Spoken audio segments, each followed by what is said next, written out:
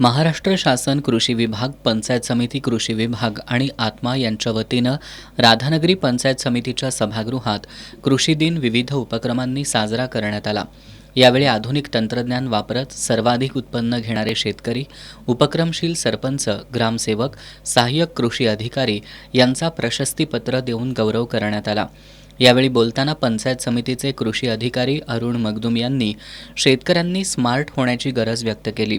तालुका कृषी अधिकारी श्रुतिका नलवडे, कृषी अधिकारी ए.बी. मगदुम, कृषी विस्तार अधिकारी शंकर पाटील, उपकृषी अधिकारी दिलीप आदमापुरे यांनी यावेळी मनोगत व्यक्त केली। यावेळी सहाय्यक गटविकास अधिकारी लालासो मोहिते, एस.पी. आपटे भुई, एम.एस. सिंगारे, कक्ष अधिकारी मनीषा कोरडे, अधीक्षक बबन कोकाटे, शशिकांत कदम, प्रतिभा पाटील, ग्रामविकास अधिकारी दीपक पाटील, सहाय्यक कृषी अधिकारी अमोल कांबळे आदी उपस्थित होते।